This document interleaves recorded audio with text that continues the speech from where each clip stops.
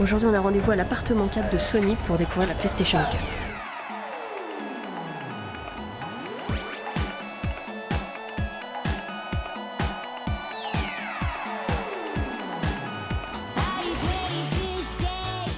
C'est une vraie révolution, une vraie nouveauté dans sa conception.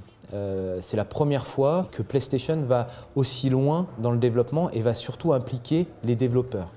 La PS4 a été pensée par des développeurs évidemment, mais pour des développeurs, avec un objectif précis qui est d'amener le plus de sensations et le plus d'émotions aux joueurs. Puis aussi on a voulu apporter des liens entre des choses qui sont importantes pour les gamers, le jeu multijoueur. Aujourd'hui, tous les jeux se jouent online, se jouent en mode multijoueur, et puis les réseaux sociaux, les aspects communautaires. Ça, c'est un point très important.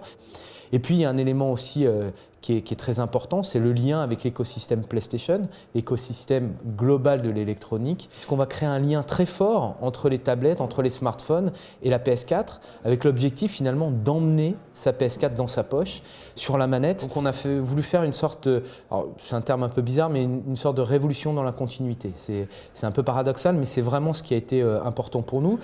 Parce que le design de la manette reste assez proche de ce qu'on a pu voir, mais il y a quand même pas mal de changements. La manette est plus grande, elle a une ergonomie très nouvelle puisque les touches ont été revues. On voit que les touches à l'arrière, les gâchettes ont été retravaillées, l'ergonomie des touches, l'ergonomie des sticks analogiques aussi a été retravaillée. Donc ça, c'est en fait la partie visible. Ensuite, il y a beaucoup d'évolutions. Il y a effectivement un pavé tactile qui est sur le centre de la manette, qui change beaucoup de choses puisque finalement, on amène une sorte de trackpad d'ordinateur sur sa manette. Donc, pour beaucoup de choses, pour le jeu, pour certains types de jeux, on va être beaucoup plus précis puisqu'on va pouvoir se balader avec son doigt, on va pouvoir agrandir, diminuer et donc rentrer encore plus précisément dans le jeu et avoir une dextérité beaucoup plus simple et amener beaucoup plus de possibilités.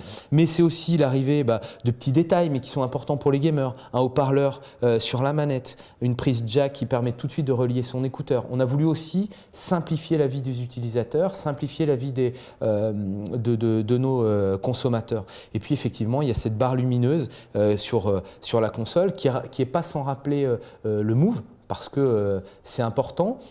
C'est la possibilité, couplée avec la caméra, en fait, d'avoir vraiment un positionnement et un repère dans l'espace de la manette. C'est-à-dire qu'on va pouvoir bien évidemment utiliser la manette dans l'espace et à retranscrire très précisément les mouvements de la manette à l'écran, mais on va pouvoir aussi gérer de la réalité augmentée. Tout un système qui permet d'augmenter l'immersion dans le jeu, d'augmenter le lien qu'on va avoir avec la console et avec l'interface.